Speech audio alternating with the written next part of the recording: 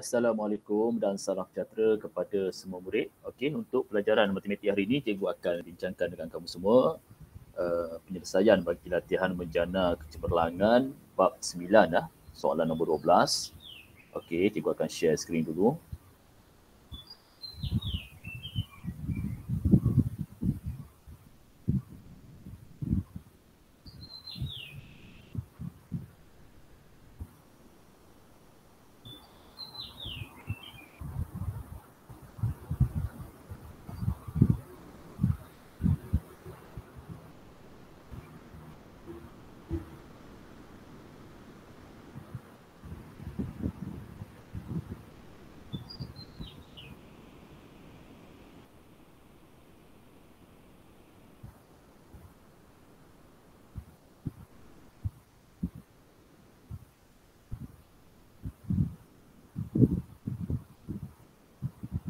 Okey, alright. Kita akan tengok soalan soalan nombor 12 Soalan nombor 12 ini daripada latihan menjana kecemerlangan bab 9. Okey, soalannya luas permukaan kerata rentas bagi dinding batu berbentuk segitiga bersudut tegak ialah 12 meter persegi dan ketinggiannya ialah 6 meter. Kamu kena faham ketinggian dinding batu ni daripada ni hingga ini kita panggil sebagai ketinggiannya iaitu 6 meter. Hitung luas dan kecerunan permukaan condong bagi dinding batu tersebut. Soalan tanya kamu cari luas permukaan condong. Ini luas permukaan condong ni yang mana berbentuk segi 4 dan lebar dia 2 meter sudah diberi. Jadi kamu kena cari panjang condong. Okey. Dan seterusnya kamu kena cari kecerunan permukaan condong. Kecerunan dia macam mana. Okey. Kita akan tengok penyelesaian untuk soalan ini.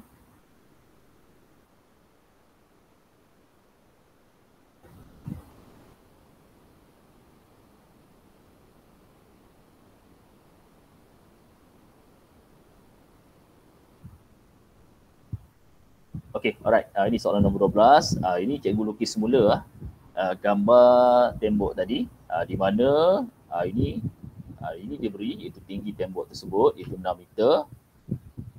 Okey, dan bahagian tapak tembok itu tidak diberi dan cikgu labelkan sebagai B. Manakala ini adalah panjang condong tembok tersebut, itu pun tidak diberi dan cikgu labelkan sebagai C. Ini adalah lebar permukaan condong tembok tersebut diberi iaitu 2 meter. Dan maklumat lain yang diberi dalam soalan, dia kata luas kerata rentas berbentuk segi 3 bersudut tegak bagi tembok ini diberi iaitu bersamaan dengan 12 meter persegi. Jadi kita boleh gunakan maklumat tersebut untuk cari nilai B di sini. Kamu kena ingat formula untuk cari luas segitiga iaitu 1/2 darab tapak darab tinggi. Jadi luas, ini simbol segitiga. Luas segitiga bersudut tegak sama dengan 1/2 darab tapak darab tinggi. Jadi luas segitiga bersudut tegak ni kita gantikan dengan nilai yang diberi dalam soalan iaitu 12 meter persegi sama dengan 1/2 darab tapak. Kita tak tahu tapi cikgu gantikan dengan nilai B. Gantikan dengan B kecil darab tinggi. Tinggi sudah diberi dalam soalan iaitu bersama 6 meter. Jadi gantikan dengan 6 meter. Dan kita dah dapat satu persamaan matematik di sini dan kita kena selesaikan persamaan matematik ini untuk dapatkan nilai B. Okey, jadi 12 ni kamu darab dengan 2 kerana 2 di sebelah kanan kamu operasi bahagi. Bila kamu power ke sebelah kiri akan jadi darab. Jadi 12 darab 2 akan jadi 24 sama dengan, kemudian 6 meter ni kamu darab dengan B akan jadi 6B. Ni cikgu tak tulis unit dah. Tak apa, unit tak tulis tak apa. Kita tulis nombor saja untuk memudahkan kamu melakukan pengiraan. Okey, 24 sama dengan 6B. Kemudian kita nak tahu nilai B, jadi 6 ni kita bawa ke sebelah kiri. Kamu kena ingat 6B maksudnya 6 darab B. Operasi darab bila bawa ke sebelah kiri akan jadi bahagi. Sebab itu B sama dengan 24 bahagi dengan 6. Okey, 6 operasi darab, bawa ke sebelah kiri akan jadi bahagi. Jadi 24 bahagi 6 dapat 4. Jadi nilai B sama dengan 4. Okey, jadi kita dah tahu nilai B kat sini sama dengan 4. Jadi kita boleh cari sebenarnya nilai kecerunan permukaan condong bagi tembok ini, di mana kamu kena ingat kecerunan sama dengan ini perubahan Y. Perubahan Y ni maksudnya sama dengan tinggi lah. Perubahan Y sama dengan sudah diberi itu 6 meter, gantikan 6 meter, bahagikan dengan perubahan X. Perubahan X ni merujuk kepada nilai mengufuk pada pasi X. Ingat pasi X ni adalah pasi mengufuk. Jadi bersama dengan nilai B di sini. Jadi 6 meter kamu bahagikan dengan nilai B bersama dengan 4 meter kita dah cari tadi. Jadi dapatlah sama dengan 6 bahagi 4 dapat 3/2. Ini kita boleh kecilkan sama dengan 1/1.5. Maafkan cikgu. Jadi jawapan dia adalah sama dengan 1.5. Ataupun kalau kamu tinggalkan jawapan sebagai 3/2 pun betul juga. Ini adalah nilai kecerunan bagi tembok ini. Okey, seterusnya kita nak cari nilai luas permukaan condong bagi tembok ini. Jadi kita kena tahu nilai C dulu. Nilai C ni kalau kita rujuk pada segitiga bersudut tegak di sini, C ni merupakan nilai hipotenus. Hipotenus bagi segitiga bersudut tegak.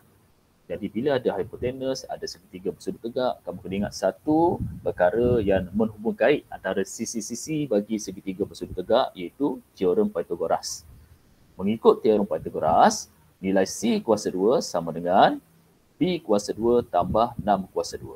Maksudnya untuk kita cari nilai sisi panjang hipotenus, kita boleh gunakan formula bersamaan dengan sisi yang bawah ni, kamu kuasa 2 tambah dengan nilai sisi yang tinggi ni kamu kuasa 2.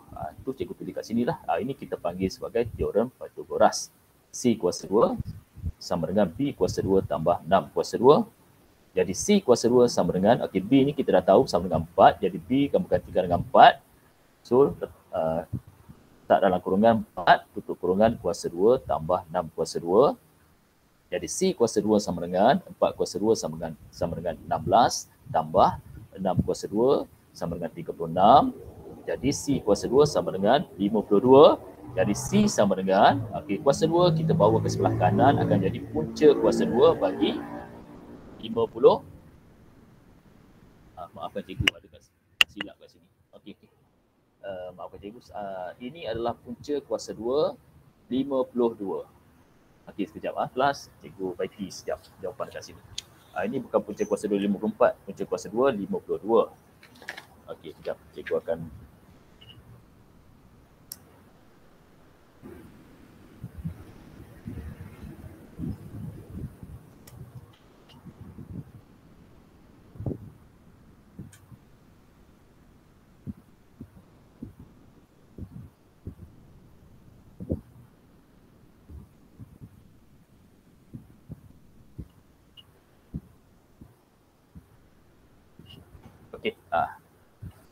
sekejap cikgu buat pembetulan kat sini.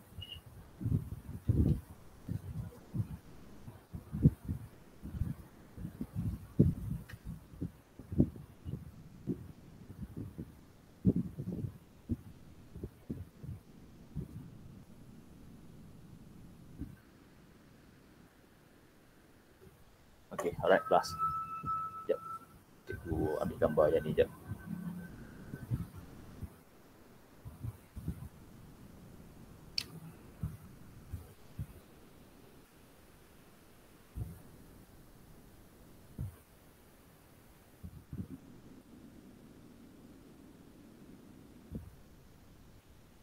Okey, alright. Sekejap. Sebab ini ada pembetulan. Nilai ini sebenarnya C kuasa 2 sama dengan 52. Sepatutnya C sama dengan punca kuasa 2 bagi 52, bukan 54. Okey, jadi cikgu okey rujuk yang ni. Yang ni cikgu dah buat pembetulan. Okey, yang tadi tu ada masalah. Okey, jadi C sama dengan punca kuasa 2 bagi 52. Ini kamu boleh guna kalkulator lah. Kamu guna kalkulator, kamu dapat sama dengan 7.21 meter. Okey, jadi sisi kat sini ini bukan 7.35 ini silap kat sini. Ini adalah 7.21 meter. Jadi luas kawasan senden sama dengan 7.21 meter darab 2 meter. Ini bukan 7.35 ini silap cikgu padam tadi. Ini adalah 7.21 meter. Jadi luas kawasan Senden sama dengan 7.21 meter darab 2 sama dengan 14.42 meter persegi. Okey, ini adalah jawapan untuk soalan nombor 12. Okey, alright kelas. Okey, cikgu sambung lagi. Okey, sekarang ni kita tengok pula daripada bab 9 bab 9 latihan menjana kecemerlangan. Okey, cikgu nak bincangkan satu soalan dengan kamu. Okey, sekejap.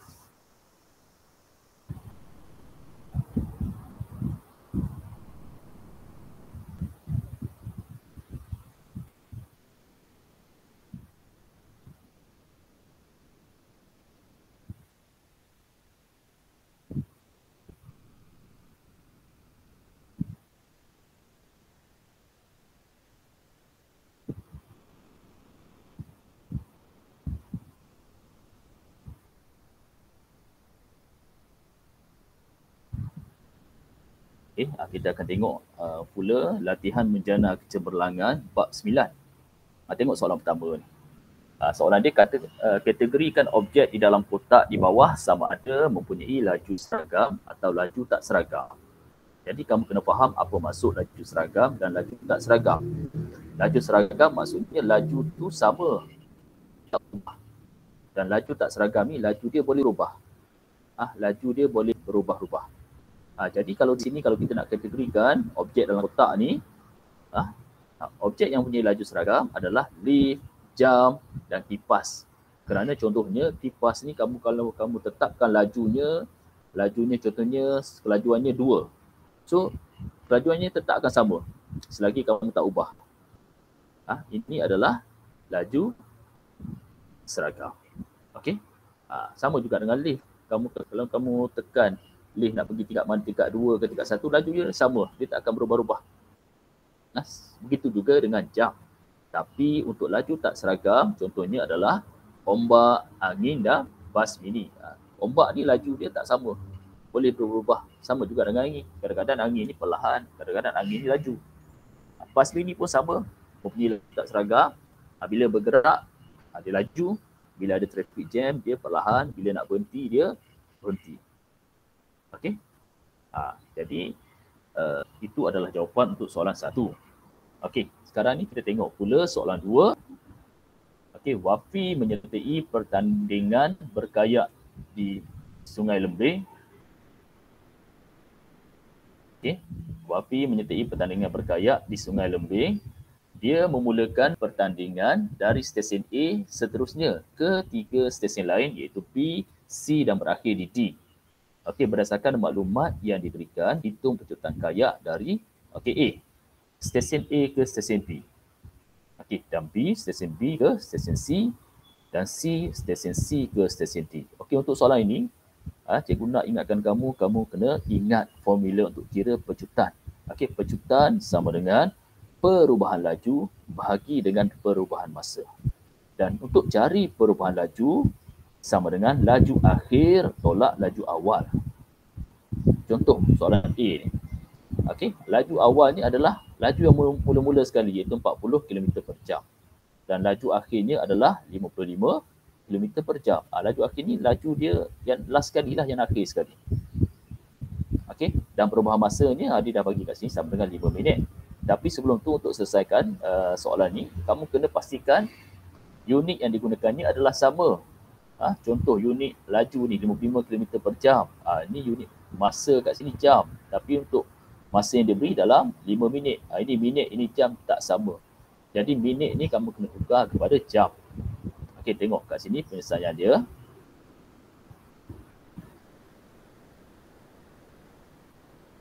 Okey, alright. Okey, soalan 2A ya. Ini yang cikgu masukkan tadi. Formula mengira pecutan sama dengan laju akhir tolak laju awal. Ini adalah perubahan laju. Bahagikan dengan perubahan masa. Dalam soalan diberikan laju akhirnya adalah 55 km per jam tolak laju awalnya adalah 40 km per jam, bahagikan dengan masa iaitu 5 minit. Tapi kita tak boleh nak terus lakukan pengiraan di sini kerana unit dia tak sama. Unit bagi laju ni ada kilometer per jam, tapi ini adalah minit. Jadi minit ni kena tukar pada jam. Kita bahagi dengan 60 kerana 1 jam ada 60 minit.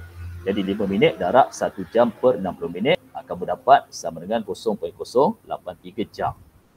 Jadi sama dengan 55 km per jam tolak 40 km per jam, kamu bahagikan dengan masa dalam jam iaitu 0.083 jam. Jadi kamu dapatlah jawapan iaitu sama dengan 180.72 km per jam kuasa 2. Ini jawapan untuk 2A. Alright. Okay, sekarang tengok pula jawapan untuk 2B. 2B pun kaedahnya kita formula penjumlahkan iaitu sama dengan laju akhir tolak laju awal bahagikan dengan perubahan masa. Jadi laju akhir untuk soalan 2B ini adalah bersamaan dengan 35 km per jam. Kamu tolak dengan laju awalnya iaitu 55 km per jam. Bahagikan dengan masanya iaitu perubahan masa sama dengan 6 minit. Tapi pastikan 6 minit ini ditukarkan kepada jam terlebih dulu untuk samakan unitnya. Jadi 6 minit tukar kepada jam, kamu darab dengan 1/60 atau 6 minit kamu bahagikan dengan 60. Kerana 1 jam ada bersamaan dengan 60 minit. Jadi sama dengan 0.1 jam. Jadi sama dengan 35 km per jam tolak 55 km per jam bahagi dengan 0.1 jam. Sama dengan negatif 200 km per jam kuasa 2. Okey, ini adalah jawapan 2B. Kenapa jawapan dia dapat negatif? Negatif ni maksudnya berlakunya di sini nyah pecutan. Nyah pecutan maksudnya kelajuannya semakin perlahan lah. Sebab dia nyah pecutan. Nyah pecutan, sebab tu ada nilai negatif. Kalau kamu tak nak tulis pecutan di sini, kamu boleh tulis nyah pecutan sama dengan 200 km per jam kuasa 2. Bila kamu tulis nyah pecutan, dah tak perlu tulis negatif di sini. Okey, alright. Seterusnya kita tengok soalan 2C. Ini 2C ya. 2C pun sama kaedahnya kita gunakan formula pecutan sama dengan laju akhir tolak laju awal bahagikan dengan perubahan masa. Okey, sama dengan laju akhirnya adalah 43 km per jam tolak 35 km per jam. Ini laju awalnya bahagikan dengan masa 4 minit. Tapi ini kita tak boleh terus selesaikan kerana unitnya tak sama. Minit kena tukarkan kepada jam terlebih dulu. Jadi 4 minit bahagi ataupun darab dengan 1 jam per 60 minit. Kamu dapat sama dengan 0.067 jam. Minit dengan minit ni kamu dah cancel unitnya. Jadi unit yang tinggal adalah unit jam. Jadi sama dengan 43 km per jam tolak 35 km per jam. Kamu bahagikan dengan masa dalam jam iaitu bersamaan 0.067 jam. Jadi dapatlah jawapan sama dengan 119.4 km per jam kuasa 2. Okey, alright kelas. Ini adalah jawapan untuk soalan nombor 2. Okey, alright. Kita tengok pula seterusnya.